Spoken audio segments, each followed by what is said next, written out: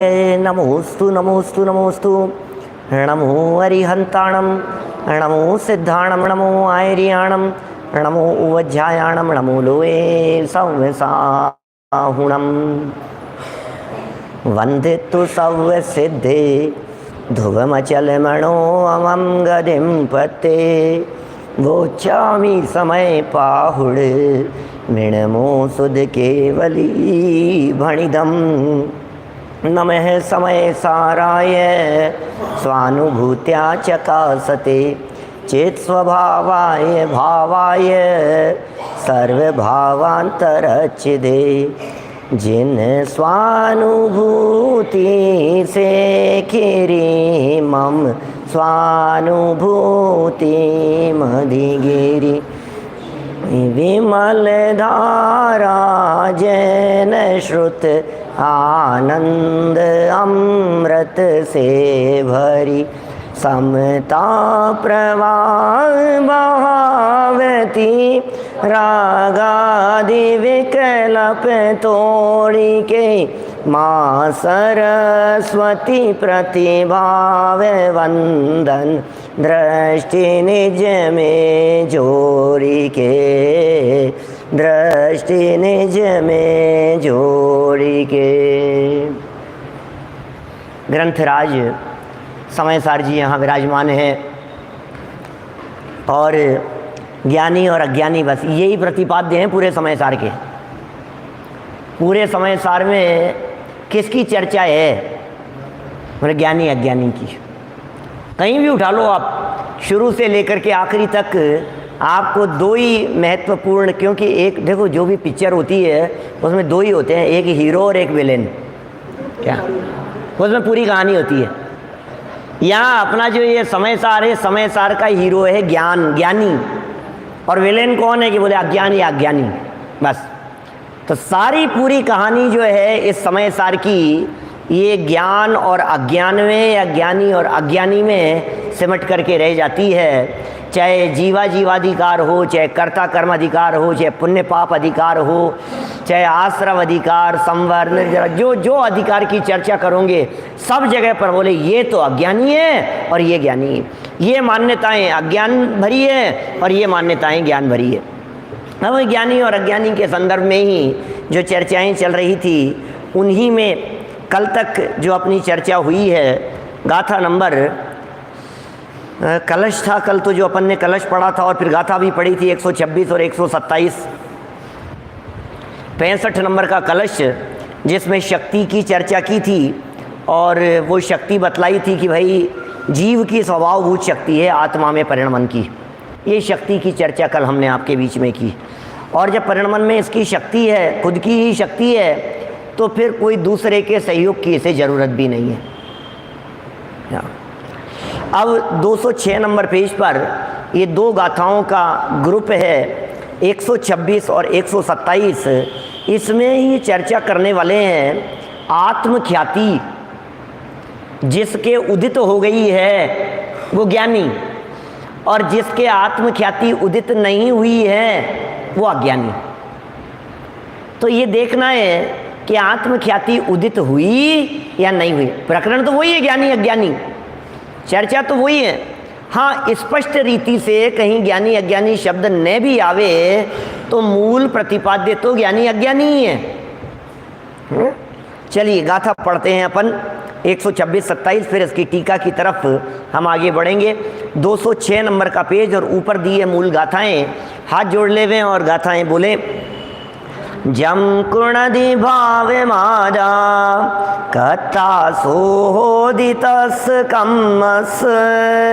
नाणे ससनाण मऊ अण्णाण मऊ अणाणिस। अण्णाण मऊ भावो अणाणिनो कुणदितेण कम्माणि। नाण मऊ नाणे सदु न कुणदितं हादुकं माणि।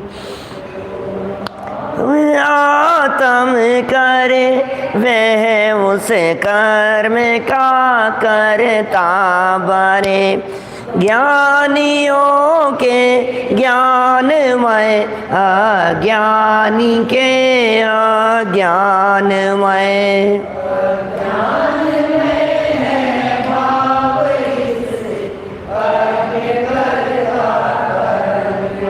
बस ज्ञानमय इसलिए ना विज्ञ करता कर्म का। ये कर्ता कर्म, कर्ता नहीं है कर्म का, ऐसा कर्ता कर्म ये एक शब्द नहीं है, माने ना विज्ञ कर्ता कर्म का, कर्म का ना विज्ञ कर्ता, ऐसा लगा लो आप।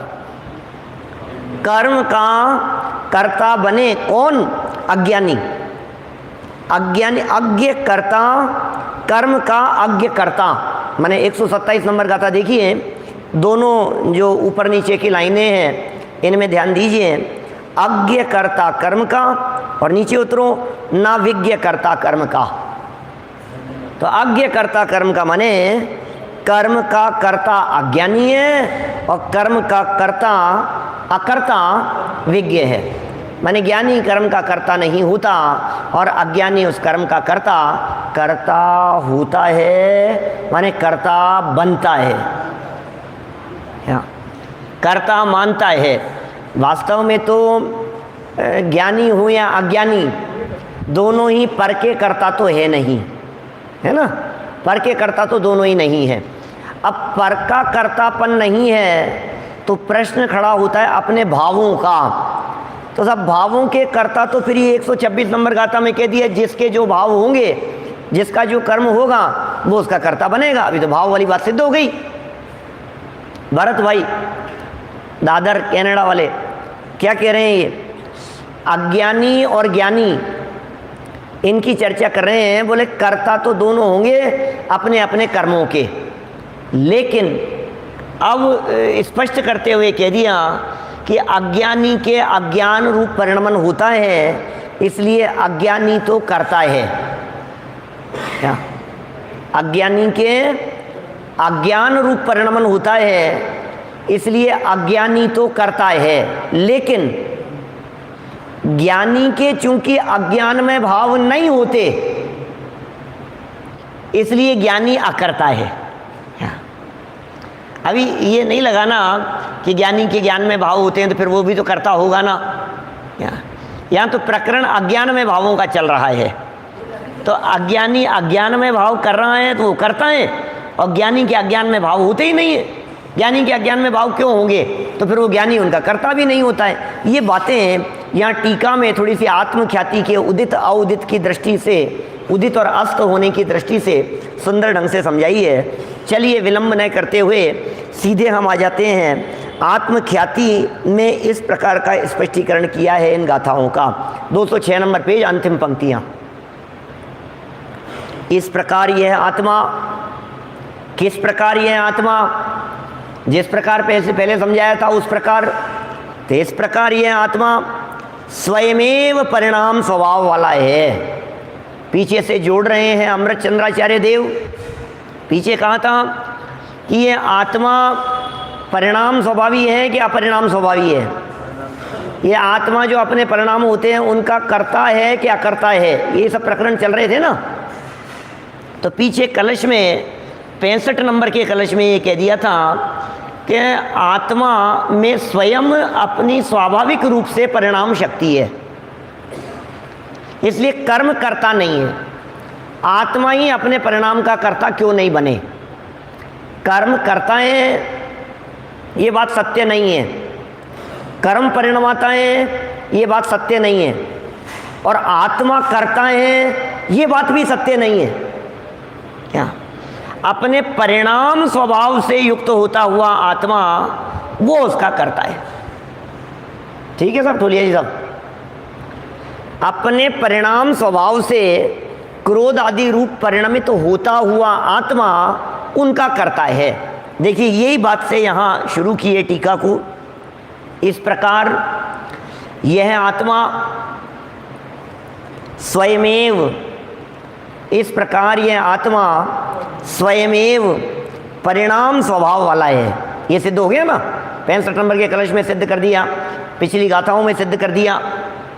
124, 125 उन गाथाओं के अंदर सबने बतला दिया। ये आत्मा स्वयमेव माने स्वयं ही परिणाम स्वभाव वाला है और अपने जिस भाव को करता है, अपने जिस भी भाव को करता है, कर्म पने को प्राप्त उस भाव का कर्ता होता है। अब जिसको करता है वो कर्म हो जाता है। भाई हमने रोटी बनाई तो हम करता हुए ना, तो रोटी हमारा कर्म हो गया। व्यवहार में अपन समझने में कैसे समझाएंगे कर्ता क्या होता है और कर्ता का कर्म क्या होता है। दर्जी ने कपड़े सिले तो कर्ता कौन? दर्जी कपड़े सिलने की क्रिया का कर्ता है। तो उस कर्ता का कर्म क्या? कपड़े सिलना, ये उसका कर्म है। तो आत्मा ने अपना जो काम किया वो उसका कर्ता है और जो भाव थे, जिस भाव को प्राप्त किया वो उसका कर्म है। बराबर, कर्ता और कर्म समझ में आ गया ना। तात्पर्य यह है कि वह भाव आत्मा का कर्म है। वो जो भाव था वो भाव आत्मा का कर्म है और आत्मा उस भाव का करता है। यहाँ तक स्पष्ट है बात। वो भाव कर्म है, भाव कर्म नहीं। शुभ अशुभ, शुद्ध निर्मल परिणाम, विकारी परिणाम, वो भाव आत्मा का कर्म है। भाव ही आत्मा का कर्म है। वो भाव कर्म है ऐसा बोलते हैं ना, शब्द साथ में बोला जाता है तो ऐसा लगता है भाव कर्म है। वो भाव ही आत्मा का कर्म है और आत्मा उस भाव का करता है। वह भाव भी ज्ञानी के ज्ञान में ही होता है। वो भाव, अब ये बड़े रहस्य हैं इसमें, अभी आत्मख्याति को उदित करेंगे यहाँ। वह भाव भी ज्ञानी के ज्ञान में ही होता है। देखिए, सरलता और सरसता का व्यामोह छोड़कर आप लोग इस विषय को उपयोग की एकाग्रता पूर्वक गहराई से समझने का प्रयत्न करना, है ना। नीरसता तो नहीं होगी, लेकिन ज़्यादा उदाहरण कहानी प्रसंग भी कुछ नहीं होंगे। सीधा टू द पॉइंट बात करेंगे। मूल बात कर रहे हैं, असली मुद्दे की बात क्या है उसे समझिए। वह भाव भी, जो भी भाव हो रहा हो, वो भाव भी ज्ञानी के तो ज्ञान में ही है।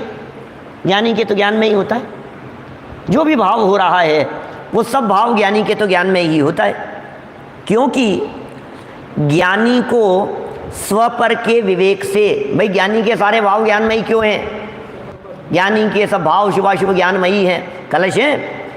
देखो, क्योंकि ज्ञानी को स्वपर के विवेक से सर्व पर भावों, इसके नीचे आएगा समापन में वो कलश आगे। क्योंकि ज्ञानी को स्वपर के विवेक से, इतना छोटा छोटा पढ़ते जाओ आप, वह भाव भी ज्ञानी के ज्ञान में ही होता है। ठीक है, आत्मा के भावों की चर्चा कर रहे हैं, ज्ञानी के ज्ञान में ही होता है। ज्ञानी के ज्ञान में क्यों होता है? क्योंकि ज्ञानी को स्वपर का विवेक है। वाक्य तोड़ दो यहाँ। ज्ञानी को स्वपर का विवेक है। ज्ञानी निज को और पर को दोनों को बराबर जानता है, तो स्वपर का विवेक है। ऐसा होने से सर्व पर भावों से भिन्न स्व और पर का विवेक है ना ज्ञानी को। ज्ञानी को निज और पर का विवेक है, ऐसी समझ है। ऐसा होने से जब विवेक है, आपको भी जब अपने और पराये का विवेक होता है तो आप क्या करते हैं? पराई वस्तु को छोड़ देते हैं और अपनी को ग्रहण कर लेते हैं। अपने पराये का विवेक होने पर क्या होगा?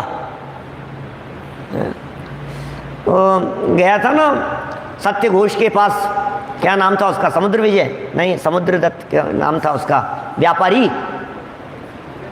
फिर सत्य घोष ने रत्न चुरा लिए, उसके दिए नहीं वापस। और फिर राजा महाराज रानी ने उसका फैसला किया और फैसला करते हुए उससे भी बहुमूल्य रत्नों को मिला दिए। कहानी पता है ना? तो रत्न मिला दिए और फिर उसको बुलाया कि बताओ तुम्हारे कौन से हैं। तो निज और पर का विवेक उसे था तो बहुमूल्य रत्नों को छोड़ करके भी जो अपने रत्न थे वो उसने चुन लिए तुरंत ही। आप भी यही काम करते हैं, ऐसा होता है। देखिए अभी मैं और तो क्या कहूँ, नीचे उतरने के बाद सब चप्पलें खोल करके आए हैं, तो क्या करेंगे, स्वपर का विवेक होने पर चप्पल जूतों को छोड़ देंगे और अपनी अपनी पहन लेंगे। स्वपर विवेक है ना। किसी आयोजन में जहाँ बहुत सारी सैकड़ों चप्पलें खुली हुई हो, आप जाते हैं, देखते सबको हैं क्या, सबको देखने पर भी स्वपर विवेक, यही पद्धति यही है। स्वपर विवेक का मतलब ही यही है कि जो अपना है उसे ग्रहण कर लो और जो अपना नहीं है उसे छोड़ दो। अब ज्ञानी स्वपर भाव हो रहे हैं। देखो स्वपर भावों से, स्वपर का विवेक है, इसलिए पर भावों से विवेक तो स्व पर दोनों का है। ज्ञानी को स्व और पर दोनों का विवेक है, इसलिए पर भावों से तो भिन्न और आत्मा की ख्याति सम्यक प्रकार से अत्यंत उदय को प्राप्त हुई है। ज्ञानी को वो सम्यक प्रकार से आत्मख्याति उदित हो गई है, अपना आत्मा उसको प्रकट हो गया है, अपने में अपनापन उसने कर लिया है। आत्मख्याति के उदित होने का मतलब, नवीन जी साहब सिंगोली वाले बोलो, आत्मख्याति उदित होने का मतलब क्या है? आत्मख्याति उदित होने का मतलब, उदित तो है ही सबके, आबाल गोपाल सबको सुलभ सहज अनुभव में आ रही है, तो ये तो उदित तो है ही सबके लिए आत्मख्याति, क्योंकि सब में व्याप्त है, वो सब में है। ज्ञान की कणिका सब में प्रकट है। दुनिया का कोई भी प्राणी, कोई भी जीव वो ज्ञान ज्योति से अस्त नहीं है, उसमें वो ज्ञान की किरण, ज्ञान का प्रकाश, ज्ञान का अस्तित्व कहीं ना कहीं वो टिमटिमाता रहेगा, वो मौजूद रहेगा ज्ञान। तो आत्मख्याति तो सबके उदित है। बोले उदित होने से क्या होता है? दिखी के नहीं, नीचे चप्पल खोल करके तो आए थे, अब वो सैकड़ों, इतना बड़ा आयोजन था, 400-500 लोग थे, बाहर जाकर के देखी तो चप्पल तो जहाँ खोली थी वही है। प्रकट है कि नहीं कि वो तो अपने आप में प्रकट है, लेकिन आपके ज्ञान में प्रकट हुई या नहीं? तो ये जो ज्ञानी है, भेद विज्ञानी जीव, इस भेद विज्ञानी के उपयोग में, इस भेद विज्ञानी के श्रद्धा में, इस भेद विज्ञानी के ज्ञान में, इस भेद विज्ञानी ज्ञानी जीव के चारित्र में, आचरण में वो आत्मख्याति उदय को प्राप्त हो गई है। माने श्रद्धा, ज्ञान और चारित्र रूप से उसने अपने में अपनापन कर लिया है। इसका नाम है आत्मख्याति का उदित हो जाना। और आत्मख्याति अस्त हो रही है अज्ञानियों के। वो कैसे अस्त हो रही है? अरे पाकर खोया भगवान, न देखा मैंने कभी वसंत। पाकर खोया, अस्त हो गई। अस्त तो तब होगी ना जब उदित हुई होगी। क्या अब वहां क्या अर्थ लगाना? भाई आप कह रहे हो अज्ञानी के अस्त है, पहले वाक्य पढ़ देता हूं, जरा देखो क्या कह रहे हैं यहां। पर भावों से भिन्न आत्मा की ख्याति सम्यक प्रकार से अत्यंत उदय को प्राप्त हुई है, तथा वह भाव अज्ञानी के अज्ञान में ही होता है। वो जो भी भाव है वो अज्ञानी के अज्ञान में ही होता है, क्योंकि उसे सम्यक प्रकार से स्वपर का विवेक न होने से अज्ञानी को स्वपर का विवेक न होने से पर पदार्थों से भिन्न आत्मा की ख्याति अत्यंत अस्त हो गई है। क्या लिख रहे हैं? अज्ञानी को आत्मख्याति अस्त हो गई है। अज्ञानी को आत्मख्याति अस्त हो गई है और ज्ञानी को आत्मख्याति उदित हो गई है। अज्ञानी को अस्त हो गई है। भैया अस्त तो तब होता है ना जब पहले हो और फिर चला जाए, तो उसे कहते हैं अस्त हो गया। अभी अस्त हो गई क्यों कह रहे हैं? अज्ञानी की अस्त हो गई, इसका मतलब अज्ञानी की भी उदित तो थी पहले, तभी तो अस्त हो गई है। इसका मतलब ही यही है, अरे पाकर खोया भगवान, वही अर्थ है यहां। माने अज्ञानी के भी वो ज्ञान और चैतन्य का प्रकाश सदा काल तो है ही। क्या ज्ञान प्रकाश तो सदा काल है, ज्ञानी के भी और अज्ञानी के भी। लेकिन अज्ञानी जीव उस ज्ञान प्रकाश के उदित होने पर भी अपनी आंखें बंद करके बैठा है, तो उसके लिए सूर्य अस्त है। सूर्य आसमान में क्या, अब सूर्य तो उदित है, अब जिसने उस उदित होते हुए सूर्य की तरफ दृष्टि दी, लक्ष्य किया, उसके लिए तो सूर्य उदित हो गया। और बाकी लोगों के लिए फिर तो जब जागो तभी सवेरा। कोई व्यक्ति 9 बजे सो करके उठा, सुबह 9 बजे 10 बजे, तो बोलो उसके लिए सवेरा कब है? तो उसके लिए सूर्य कब उगा है? तो उदित होते हुए भी आंखें बंद है तो उदित ही नहीं, अस्त है। ज्ञान का प्रकाश जिस अज्ञानी को दिखाई नहीं दे रहा है, उसने ज्ञान को प्राप्त करके भी ज्ञान को प्राप्त नहीं किया। उसने मानो अवसर तो ऐसा मिला था कि ये ज्ञान ज्ञान में समा जाए, लेकिन उसने ज्ञान का लक्ष्य नहीं किया, तो खत्म है उसके लिए सब। ये वाक्य यहाँ कह रहे हैं, अज्ञानी के अज्ञान में ही होता है, क्योंकि उसे सम्यक प्रकार से स्वपर का विवेक न होने से, अज्ञानी को स्वपर का विवेक न होने से पर पदार्थों से भिन्न आत्मा की ख्याति अत्यंत अस्त हो गई है, माने दिखाई नहीं देती है। पर पदार्थों से भिन्न आत्मा की चमक नहीं दिखाई देती है, पर पदार्थों से भिन्न उसे आत्मा प्रकट प्रकाशमान दिखाई नहीं दे रहा है। उसके अज्ञान अंधकार में वो ज्ञान का प्रकाश छिप गया है, पीछे ओझल हो गया है दृष्टि से, इसलिए अत्यंत अस्त हो गई है। ज्ञान तो इसके भी उदित हुआ था, ज्ञान तो था, लेकिन उस ज्ञान में राग और मोह की मिलावट, ऐसा भी कह सकते हैं, ज्ञान पे मोह की धूल चढ़ी है। भक्ति है ना। अब ज्ञान तो था, लेकिन मोह की धूल चढ़ी होने से वो अस्त है। जिग्नेश भाई, ज्ञान पे मोह की धूल चढ़ी है, उसको मुझे से हटा दो प्रभु जी, अपना ही रंग मोहे रंग दो प्रभु जी। कितनी सुंदर भक्ति है। ज्ञान पे मोह की धूल चढ़ी है का मतलब, ज्ञान के ऊपर मोह की धूल चढ़ी हुई होने से हमें वो ज्ञान दिखाई नहीं देता है। अब है या नहीं है? धूल हटे तो वो तो प्रकाशमान ही है। अब ज्ञानी ने क्या किया? ज्ञानी ने धूल को हटा दिया, बोले ये धूल मेरी नहीं है, धूल के नीचे छिपा हुआ जो ज्ञायकता था वो मेरा था। नरेंद्र बाकलीवाल जी साहब, उसने अपने में अपनापन किया और पर में अपनापन तोड़ दिया, और अज्ञानी जीव मिलावट के कारण पहचान नहीं पाया। क्या पीछे जो है ना, तो अज्ञानी ने समझ न पाया, ये कलश आए थे ना पीछे, मूल गाथाएं कही थी, समझे मीठी घास, घास को ना पहचाने, है? नाज को ना पहचाने, घास को नहीं पहचाने, नाज सम्मिलित घास को जो खावे गजराज, भिन्न स्वाद जाने नहीं समझे मीठी घास। क्या नाज से सम्मिलित, अब ये ऐसा ही है। अज्ञानी जीव वेद विज्ञान नहीं कर पा रहा है, पहचान नहीं पा रहा है। इसमें ज्ञान के स्वाद को अलग स्वतंत्र पहचान करके ज्ञान में अपनापन कर लेने वाला वो ज्ञानी, उसके आत्मख्याति उदित हो जाती है।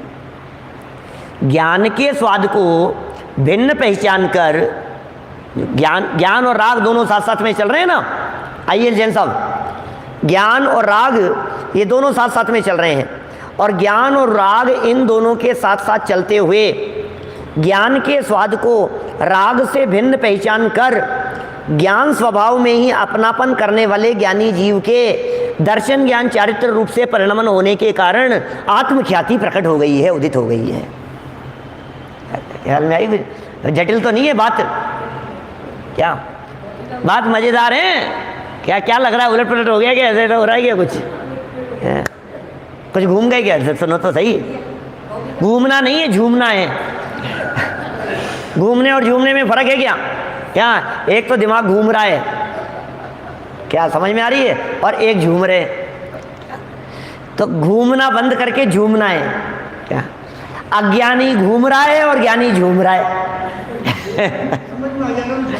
क्या अज्ञानी जीव को जो है इसमें बड़ा ऐसा लगता है, अज्ञानी जीव को क्या क्या चल रहा है, क्या हो रहा है, क्या कह रहे हैं। सुनो भैया, बड़ा सुंदर पैराग्राफ था आत्मख्याति के संदर्भ में। अभी इसी बात को यद्यपि और नीचे भी समझाया है, क्या वापस समझो। अरे भाई, किसी भी जटिल विषय को, निर्मल चंद जी बाबू जी साहब, किसी भी जटिल विषय को सरल करने के लिए एक ही अच्छा उपाय है कि आप उसको फिर पढ़ो, आप उसको फिर पढ़ो, आप उसको फिर पढ़ो। क्या हमने न मालूम कितनी ही बार पढ़ा है। क्या आप देखना जरा क्या कह रहे हैं, वह भाव भी ज्ञानी के ज्ञान में ही होता है।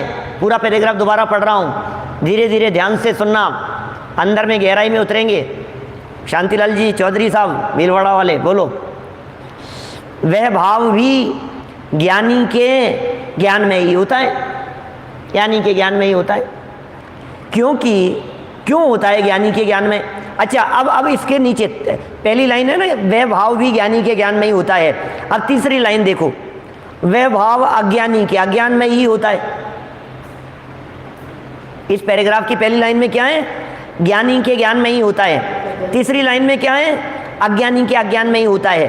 फिर ऊपर चलो वापस, क्योंकि ज्ञानी को स्वपर का विवेक है, और नीचे क्योंकि उसे सम्यक प्रकार से स्वपर का विवेक नहीं है।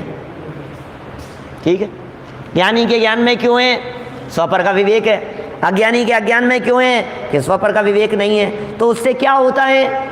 स्वपर का विवेक होने से क्या होता है, और स्वपर का विवेक नहीं होने से क्या होता है? स्वपर का विवेक होने से क्या होता है? बोले आत्मख्याति उदित हो जाती है, और स्वपर का विवेक नहीं होने से क्या होता है?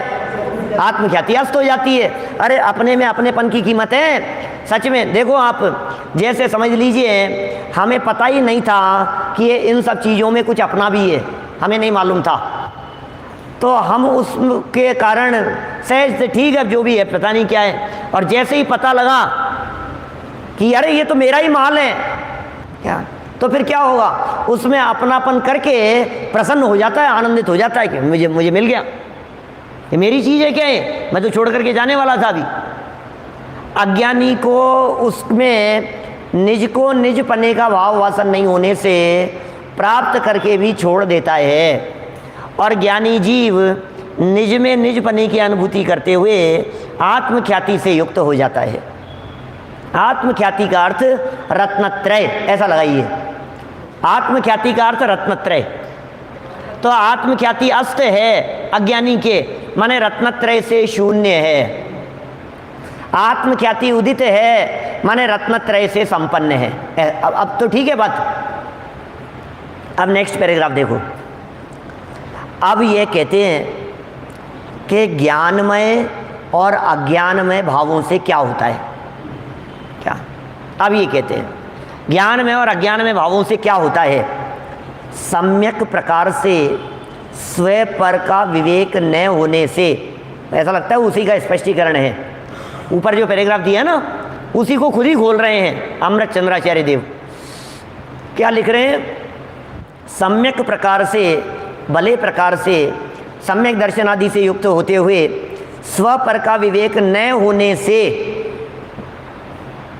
स्वयं और पर का विवेक न होने से, पर से भिन्न आत्मा की ख्याति अत्यंत अस्त होने से। क्या कह रहे हैं? प्रश्न क्या था? ज्ञान में और अज्ञान में भावों में अंतर क्या है? क्यों होता है? क्या होता है? ज्ञान में और अज्ञान में भावों से क्या होता है? ज्ञान में भाव जिसके होंगे उसके क्या होगा, अज्ञान में भाव होंगे उसके क्या होगा? तो कह रहे हैं स्वपर का विवेक न होने से, पर से भिन्न आत्मा की ख्याति अत्यंत अस्त होने से, अज्ञानी के अज्ञानमय भाव होते हैं। अज्ञानी के तो अज्ञानमय भाव ही होते हैं। ऐसी स्थिति में स्वपर के एकत्व के अध्यास के कारण, अज्ञानी की बात कर रहे हैं, अज्ञान में भावों की बात कर रहे हैं, अज्ञान में भाव क्या होता है उसकी बात कर रहे हैं। अस्त क्यों है उसे समझा रहे हैं। अज्ञानी के अज्ञानमय भाव क्यों है? अज्ञानी के आत्मख्याति अस्त क्यों है? ऐसी स्थिति में स्वपर के एकत्व के अभ्यास के कारण स्व और पर के एकत्व पने का ही उसे अनादिकाल से अभ्यास है। अज्ञानी को निरंतर बाबूजी यही अभ्यास वर्त रहा है कि स्व और पर एक ही है।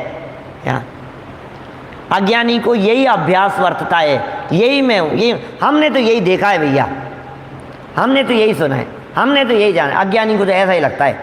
ऐसे अभ्यास के कारण ज्ञान मात्र भाव से भ्रष्ट है वो।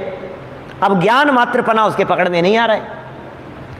ज्ञान और राग ये दोनों चीज़ें साथ साथ में थी, ज्ञान भी और राग भी, ये दोनों चीज़ें साथ साथ में हैं। और ज्ञान और राग ये दोनों चीज़ें साथ साथ में होने पर दोनों को मिलावट करके अज्ञानी ने देखा। विभाव भाव और ज्ञान भाव, इन दोनों को उसने मिलावट करके देखा। तो अब अज्ञानी जीव ने चूंकि ज्ञान और राग की मिलावट कर ली, इसलिए उसे वो ज्ञान का जो स्वाद था, जो ज्ञान मात्रपना था, उससे वो भ्रष्ट हो गया और राग द्वेष भावों से एकाकार होकर अहंकार में प्रवर्तमान। राग द्वेष भाव ज्ञान से तो भ्रष्ट हुआ मिलावट में। अब समझना है सब, जैसे ऐसा समझो, मोटा मोटा आपको यदि समझाऊं, किसी चीज़ में किसी चीज़ को मिला करके देखो, किसी चीज़ में किसी को मिला करके देखा। जैसे किसको मिलाएं बोलो? दूध में शुगर, चलो दूध में शुगर मिलाई तो दूध मीठा हो गया कि नहीं? दूध मीठा नहीं हुआ, दूध मीठा हुआ। तो अब ये जो दूध मीठा दिखाई दे रहा है, ये कह रहे हैं अज्ञानी जीव दूध और मीठा, दूध और चीनी, इन दोनों के मिले हुए होने पर दोनों को एक ही मानकर दूध को ही मीठा मान रहा है, जबकि दूध दूध है और मीठा मीठा है। ऐसा भेद विज्ञान करके ज्ञानी जीव मीठे को मीठा मानता है और दूध को दूध मानता है। क्या देखो यहाँ क्या लिख रहे हैं भाई साहब, जरा देखना। राग द्वेष भाव से एकाकार होकर, राग द्वेष भाव से एकाकार होकर, यही मैं हूं, ऐसा एकाकारपना। क्योंकि राग द्वेष भी था और ज्ञान भी था। ज्ञान भाव से तो भ्रष्ट हो गया, ज्ञान भाव से भ्रष्ट हो गया, इसका मतलब शुगर तो दिखी नहीं, और जो दिख रहा था उसके साथ में एकाकार हो गया। यही है, एक ही है, दो नहीं है, दूध ही मीठा है। ऐसा राग द्वेष भाव से एकाकार होकर अहंकार में प्रवर्तमान। ओहो, मैं ही रागी हूँ, मैं द्वेषी हूँ, मैं राग द्वेष करता हूँ, इस प्रकार मानता हुआ अज्ञानी रागी द्वेषी होता है। क्या मानता हुआ रागी द्वेषी होता है, ज्ञानी रागी द्वेषी नहीं होता, क्योंकि ज्ञानी राग द्वेष को अपना मानता नहीं है। ज्ञानी उन दोनों को भिन्न भिन्न स्वीकार करता है। अज्ञान में भाव के कारण स्वयं को राग द्वेष रूप करता हुआ कर्मों को करता है। ये कर्मों का करता क्यों है? अज्ञान में भाव के कारण कर रहा है। हर्षवर्धन जी साहब, प्रमोद जी भाई साहब, बोलो। रागी द्वेषी होता है और अज्ञान में भाव के कारण, अज्ञानता के कारण, भ्रम के कारण, राग द्वेष भावों के साथ में एकाकार हो जाने के कारण स्वयं को राग द्वेष रूप कार्यों का, कर्मों का कर्ता करता है, कर्ता मानता है, कर्ता हो जाता है अज्ञानी जीव। जो जिसके साथ में एकाकार है वो उसका करता है। ज्ञानी के, अब ज्ञानी की क्या पोजीशन है?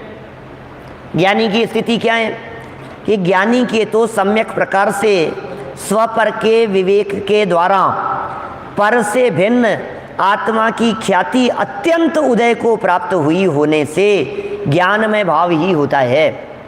आइए जैन साहब, अत्यंत उदित का मतलब क्या है?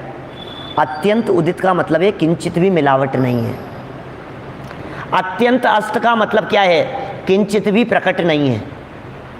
क्या अत्यंत उदित का मतलब दिन में 2 बजे का सूर्य, 12 बजे का, 1 बजे का सूर्य, ये अत्यंत उदित है। और सूर्योदय के समय, सूर्योदय के जस्ट पहले 5 मिनट पहले प्रकाश तो दिख रहा है, लेकिन अब ये अत्यंत उदित नहीं है। और आप उस उजाले को देख करके कह दो सूर्य उदित हो गया, सूर्य उदित हो गया, लेकिन अभी वो अत्यंत उदित नहीं है। फिर थोड़ा बहुत आया, बोले अत्यंत उदित नहीं है। अभी जो ये चमकता हुआ बिना बादलों के दैदीप्यमान बीच आसमान में दिखाई दे रहा है, बोले ये अत्यंत उदित है। अब अत्यंत अस्त क्या है? अत्यंत अस्त माने क्या? सूर्य अस्त हो गया।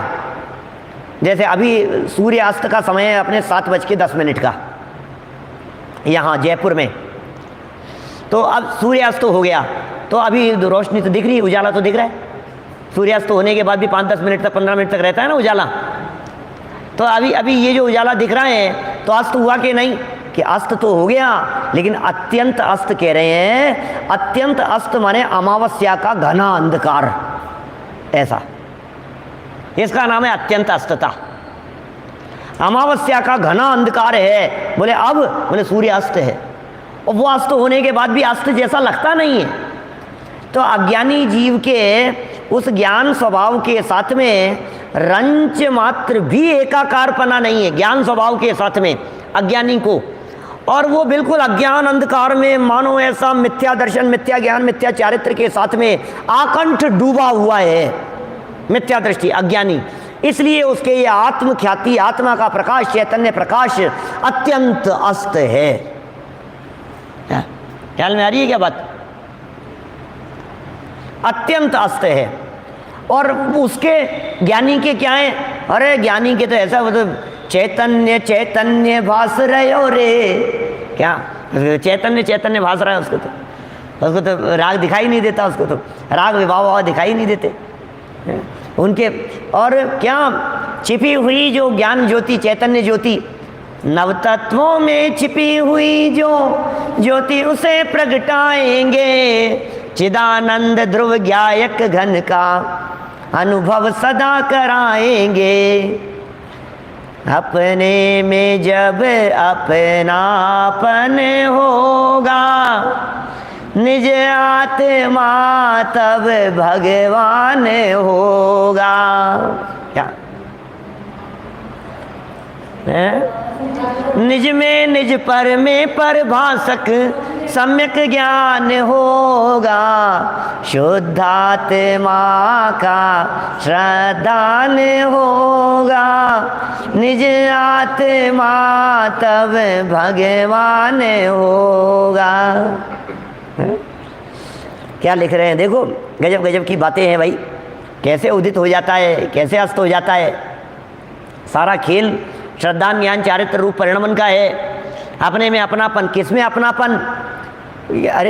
अरे आपको यदि आपके पास में खाते में, अभी ऐसा लगाओ, नया एग्जाम्पल ऐसा समझो, आपके खाते में पैसा आ गया और आपको पता नहीं था, क्या तो आकर के भी नहीं आया ना। आप तो ये सोच रहे हो ना बैंक बैलेंस नहीं है मेरे पास में, बैलेंस नहीं है, बैलेंस नहीं है। और जैसे ही आपको पता लगता है कि बैलेंस आ गया तो फिर कैसे उछलता है, क्या? तो अभी ये जो बैलेंस है ना, ज्ञान का बैलेंस, ये तो आया हुआ है। ज्ञान की प्रकटता तो प्रत्येक पर्याय में है, लेकिन अज्ञानी जीव को वो बैलेंस पकड़ में नहीं आ पाया। अज्ञानी जीव को अपने ज्ञान का बैलेंस पकड़ में नहीं आया। और क्या, वो तो समझ रहा है कि नहीं मैं तो माइनस में चल रहा हूं, इसलिए वो दुखी हो रहा है। देखिए नीचे वाला पैराग्राफ, आगे बढ़ते हैं। ज्ञानी के तो सम्यक प्रकार से स्व पर के विवेक के द्वारा, स्व और पर का विवेक है, समझ है उसे, इसके द्वारा पर से भिन्न आत्मा की ख्याति, पर से भिन्न आत्मा की ख्याति, बादलों से भिन्न सूर्य का प्रकाश, आवरण से भिन्न वो प्रकाश अत्यंत उदय को प्राप्त हुई होने से ज्ञानमय भाव ही होता है। अभी ये जो प्रकरण ज्ञानमय भाव और अज्ञानमय भाव के संदर्भ में दे रहे हैं, एक प्रकार से ये अभी 126 से शुरू हुआ ना ये प्रकरण, क्या तो ये 136 तक चलेगा। हैं? पेज नहीं बता रहा हूँ, गाथा बता रहा हूँ। 126 से मतलब 10-11 गाथा का एक ग्रुप है ये। अभी प्रकरण यही चलना है, अभी इसी की घुटाई करने वाले हैं। अभी इसी प्रकरण में भैया ऐसे उदाहरण देंगे, ऐसे तर्क उपस्थित करेंगे, आगे कल करेंगे चर्चा जब आएगी आगे, तो उसमें कहेंगे यार ये कैसे संभव है, ज्ञानी के ज्ञान में, अज्ञानी के अज्ञान में, ये कैसे पॉसिबल है। वो कुछ भी करे, ऐसी ऐसी बातें उठाइए। ज्ञानी आत्मा में लीन है तब तो ज्ञान में कहो, लेकिन ज्ञानी जब शुभ भाव कर रहा है तब तो उसे ज्ञान में मत कहो। और शुभ तो ठीक है, अशुभ और विषय कषाय रूप कर रहा है तब भी ज्ञान में कहो, ये कैसे चलेगा।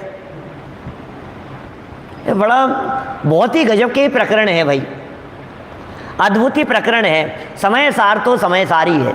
क्या मैंने समय सार को देख करके ऐसा लगता है क्या दिव्य दृष्टि लेकर के कुंद कुंदाचार्य देव जन्मे थे, और ये सारा फल क्षण मात्र के लिए दिए गए एक ज्ञानदान का फल था। ये कुंद ग्वाले के भाव में, पिछले ही भाव में जो उन्होंने एक ग्रंथ भेंट कर दिया था मुनिराज को, बस समझ लीजिए ये उसका फल है। ज्ञानदान का ऐसा फल दिखता है। इसलिए सबको समझाओ, सबको बताओ, सबको पढ़ाओ, सबके पास में ग्रंथ पहुंचाओ, सबको पढ़ने, सुनने, जानने, समझने की प्रेरणा दो। क्या आपको पता नहीं है आपके द्वारा किया गया इतना सा उपकार, आपको लग रहा है ये इतना सा है। अरे आपके लिए तो इतना सा है कि हमने तो एक किताब दी थी, आपके लिए तो इतना सा है हमने तो एक वाक्य कहा था उसको कि आया कर, हमने तो एक वाक्य कहा था कि सुना कर। अरे तुम्हें पता नहीं है आपके द्वारा कहा गया ये एक वाक्य सामने वाले की तो जिंदगी बदल देता है। क्यों साहब, हमने तो एक ही वाक्य कहा ना, भैया आया करो, इतना सही कहा ना, हमने तो इतना ही कहा कि तुम सुना करो। बस अब हम तो भूल भी गए उस बात को कह करके। वो आ गया, सुनने लग गया, उसकी तो जिंदगी बदल गई भाई साहब, दुनिया बदल गई। संसारी से मोक्ष मार्गी हो गया, अनंत दुखी से अनंत सुखी हो रहा है। क्या क्या बदल गया, सोचो आपने क्या दे दिया। अब उसकी दृष्टि से देखो क्या बदल गया है। हमको लगता है क्या फर्क पड़ता है, ऐसे कहने से क्या होता है। अरे भैया जिसके फर्क पड़ता है ना वही जानता है क्या फर्क पड़ा है। वो कहानी तो आपने सुनी होगी इस तरह की, एक बालक समुद्र किनारे आने वाली मछलियों को, क्या जो उसके साथ में लहरों के साथ में बह करके आ रही थी ना, क्या ना बहुत सारी मछलियां ऐसे बह करके आ जाती थी किनारे पर, समुद्र के किनारे पर, और फिर तड़फड़ाती रहती थी। तो वो जो बालक था, वो बालक उन मछलियों को एक एक को उठा करके वापस समुद्र में फेंक रहा था। तो किसी व्यक्ति ने उससे कहा कि मूर्ख है, कब तक करता रहेगा, ये फिर आती रहेगी फिर आती रहेगी, ऐसे ही चलता रहेगा, ये तो इससे क्या फर्क क्या पड़ जाएगा, इनको तो ऐसे ही मरना है, ऐसे ही आएंगी ऐसे ही मरेगी। तो उसने कहा कि मुझे क्या फ़र्क पड़ता है ये बात नहीं है, लेकिन जिस मछली को मैं दोबारा समुद्र में डाल रहा हूँ उसे ज़रूर फ़र्क पड़ता है। आप किसे फ़र्क पड़ता है ये मुझे क्या, मेरा तो कोई क्या होगा, लेकिन जो वापस चले गई ना उसकी तो जिंदगी बच गई, उसको तो जीवन मिल गया, उसे फ़र्क पड़ता है। आपने किसी को कहा, किसी को नहीं कहा, किसी को प्रेरणा दी, किसी को नहीं दी, अब क्या फ़र्क पड़ता है, कहो तो कहो, जिसको सुनना हो सुन। नहीं, आपके द्वारा कहा गया उसकी ज़िंदगी बदल सकता है दूसरों की। देखो ये लिख रहे हैं यहाँ, बड़ी गजब की बातें हैं जी। यहाँ मतलब बीच में 2 मिनट भाव आ गया मेरे को, इसलिए मैंने आपसे कही बात, तो पढ़ कर के ही, हाँ और क्या है, मैंने ये तो बात पढ़ कर के मैंने ऐसा प्रमोद आता है, ऐसा भाव जागृत होता है कि ये क्या निधि मिल गई है, ये क्या खजाना है, ये खजाना। अब ये है खजाना क्या, और अज्ञानी को वो खजाना दिख नहीं रहा है। तो अज्ञानी को लग रहा है क्या द्रव्य के नाम याद करा रहे हो, क्या तत्व के नाम याद करा रहे हो, क्या करा रहे हो आप दीपेश जी, बोलो। ऐसा लग रहा है ये क्या तत्व है, द्रव्य है, ये है, ये इसका नहीं है। अरे भाई इन सब बातों को पढ़कर उद्देश्य और लक्षण निर्देश के बाद जब परीक्षा करते हुए सम्यक सन्मुख होता है तो अब तब आनंद के झरने झरेंगे, तो तब पता लगेगा कि ये जो किया था उसका क्या है। वो छोटा बच्चा जिसको क ख ग पढ़ाया जा रहा है, वो पढ़ता हुआ बच्चा ये कहे कि क्या होगा, ये कैसे कमल, क्या होगा कैसे कमल है? कैसे खरगोश जानकर के क्या कौन सा निहाल हो जाएगा कि तुझे पता नहीं है क्या कमल ख खरगोश। इनको सीखते हुए जब इनका अभ्यस्त हो जाएगा, अभ्यासी हो जाएगा, फिर इसके बाद में जो तू फ्लुएंटली पढ़ेगा, सुनेगा, तो तब जो आनंद आएगा ना, वो बात ही कुछ और होगी। देखिए इसी की टीका का अंतिम पैराग्राफ ये हो गया। ज्ञानी के तो सम्यक प्रकार से स्वपर के विवेक के द्वारा पर से भिन्न आत्मा की ख्याति अत्यंत उदय को प्राप्त हुई होने से ज्ञानमय भाव ही होता है। ज्ञानी के ऐसी स्थिति में, अब आगे, ऐसी स्थिति में स्वपर के भिन्नत्व के विज्ञान के कारण, ज्ञानी की बात कर रहे हैं, ज्ञानी जीव के क्या है ऐसी स्थिति में, जब भिन्न भिन्न जानता है, ऐसी स्थिति में स्वपर के भिन्नत्व, स्व अलग है और पर अलग है, इनके भिन्नत्व के विज्ञान, विशेष ज्ञान, स्व पर के भिन्नत्व के विज्ञान, इस विज्ञान के कारण ज्ञान मात्र निज भाव में भली प्रकार स्थित, अब आ गई ना, देखो बात, स्थिति की बात आ गई ना। पहले श्रद्धा की बात कह दी, ज्ञान की बात कह दी, अब स्थिति की बात कह रहे हैं। ऐसा भी लगाया जा सकता है, और बारीकी से देखेंगे आप तो इसमें ज्ञानना, फिर श्रद्धान करना और फिर लीनता हो जाना। 3 पैराग्राफ क्यों दिए, इन तीनों पैराग्राफों को थोड़ा बारीकी से देखो आप। तो जो ऊपर पैराग्राफ दिया था, ज्ञानी के ज्ञान में है, अज्ञानी के अज्ञान में है, स्वपर विवेक से, सर्व प्रभावों से हैं, तो स्वपर विवेक से, तो वहाँ सिर्फ जानने की बात कही थी। फिर सेकंड पैराग्राफ में देखो तो एकत्व के अध्यास की बात कह करके श्रद्धान की बात कही। क्या स्वपर में एकत्व का अभ्यास कहा ना, माने पहले पैराग्राफ में तो ज्ञान मात्र की बात कही, जानना, स्वपर को जानता हुआ। दूसरे पैराग्राफ के अंदर ये बात कही कि स्वपर को एक एकत्व रूप का अध्यास करता है, अभ्यास करता है, एक ही मानता है, और ज्ञानी एक नहीं मानता है। ये श्रद्धान की बात दूसरे पैराग्राफ में झलक रही है। और ये जो तीसरा पढ़ रहे हैं, इसमें स्थित कह करके चारित्र की बात कर रहे हैं। तो इस तरह से श्रद्धा, ज्ञान, चारित्र तीनों आ गए। बारीकी से देखो तो बड़ा मजा आता है, भावभाषण होता है।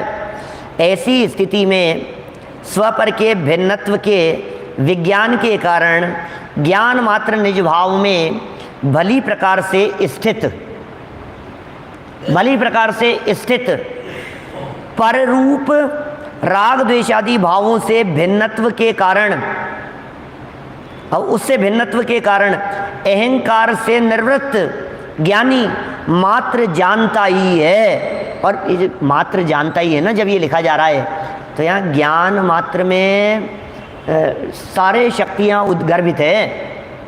यहाँ जो ज्ञान मात्र कहा जा रहा है ना, ज्ञान का अर्थ अकेला ज्ञान नहीं है, ज्ञान मात्र में ज्ञान, श्रद्धान, चारित्र सब शामिल है। इसमें ज्ञान भी है, श्रद्धान भी है, चारित्र भी है। तो राग द्वेषादि भावों से भिन्न हो गया और भिन्नत्व के कारण अहंकार से निवृत्त हो गया। अरे यार ये तो मेरा है ही नहीं, तो फिर काहे का अहंकार, ये तो मैंने किया ही नहीं, अरे नहीं मेरा नहीं है। अभी देखो आप, जैसे मेरी फैक्ट्री है मान लो कपड़े की, और मैंने कहा आपने जो पहन रखा है ना ये मेरी फैक्ट्री का है, मेरा ही बनाया हुआ है, तो अहंकार से ग्रस्त है। अब फिर जैसे ही आपके शर्ट को नज़दीक से जाकर के देखा और उस पर टैग देखा, अरे नहीं नहीं नहीं मेरा नहीं है ना, हमारा मेरा किया हुआ नहीं है, तो फिर क्या होगा, अहंकार से निवृत्त हो जाएगा। ये जो अहंकार की मेरा है, मेरा बनाया हुआ है, मैं इसका करता हूँ, ऐसी मान्यता के कारण जो अहंकार पनप रहा था, अब ये मेरा नहीं है, ऐसे श्रद्धान होने पर उस अहंकार से निवृत्त हो जाता है। समझ में आती है क्या बात? अपने में भली भांति स्थित होता हुआ पर रूप राग द्वेषादि भावों से भिन्नत्व के कारण अहंकार से निवृत्त ज्ञानी मात्र जानता ही है। ज्ञानी तो बस जानता ही है, रागी द्वेषी नहीं होता, राग द्वेष नहीं करता।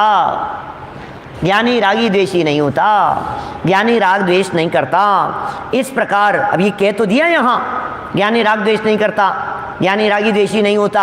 आगे कहेंगे ऐसा कैसे हो सकता है, क्यों नहीं होता है, क्यों नहीं करता है। आगे के कलश में प्रश्न उठा करके फिर गाथाओं में समाधान किया है। कल कलश और गाथाएं पढ़ेंगे अपन आगे।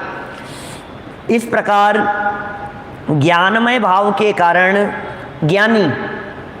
ज्ञानमय भाव के कारण ज्ञानी स्वयं को राग द्वेष रूप न करता हुआ कर्मों को नहीं करता। कौन से कर्म को नहीं करता? क्योंकि राग द्वेष भावों को नहीं कर रहा है ना, तो राग द्वेष वाले कर्म का कर्ता नहीं बन रहा है। जो जिस भाव को करेगा वो उस भाव का कर्ता बनेगा, और जो जिस भाव को नहीं करेगा वो उस भाव का कर्ता भी नहीं बनेगा। तो ज्ञानी चूंकि राग द्वेष भाव करता नहीं है माने राग द्वेष भाव के प्रति उसमें अपनापन नहीं है, इसलिए वो उनको करता भी नहीं है, वो उनका कर्ता भी नहीं होता। इस प्रकार इन गाथाओं में यह स्पष्ट किया गया है कि ज्ञानी आत्मा अपने ज्ञान भावों का कर्ता होता है। देखो गाथा तो क्या कह रही थी गाथा क्या कह रही थी? ना विज्ञ कर्ता कर्म का। 127 नंबर गाथा की लास्ट लाइन क्या थी? अंतिम लाइन क्या थी? अंतिम शब्द 127 नंबर गाथा के, ना विज्ञ कर्ता कर्म का, कि ज्ञानी जीव जो है ये कर्म का कर्ता नहीं है। और यहाँ टीका में क्या लिख रहे हैं? क्या विजय अंकल क्या लिखा? ज्ञानी जीव जो है वो कर्म का कर्ता नहीं होता, ज्ञानी जीव कर्म का कर्ता नहीं होता। और यहाँ क्या लिख रहे हैं?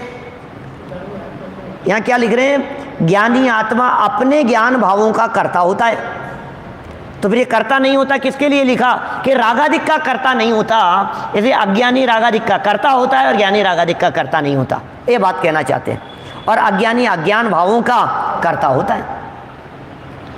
तो इन गाथाओं के बाद जो कलश आता है उसमें ये प्रश्न उठाया गया है कि अज्ञानी अज्ञान भावों का ही एवं ज्ञानी आत्मा ज्ञान भावों का ही कर्ता क्यों होता है? ज्ञानी आखिर ज्ञान का ही कर्ता क्यों है और अज्ञानी अज्ञान का ही कर्ता क्यों है? इस बात को आगे एक प्रश्न उठाया है। कलश में तो प्रश्न उठाया है, और जो गाथाएं हैं उन गाथा में उनका जवाब देने का प्रयत्न किया है। कल हम कलश पूर्वक गाथा की तरफ बढ़ने का प्रयत्न करेंगे। अभी की बात को यहीं विराम देते हैं। निज निधि निज में बताई यह अनंत उपकार है, उसके लिए जिन वाणी माँ को वंदना शतवार है, वंदना शत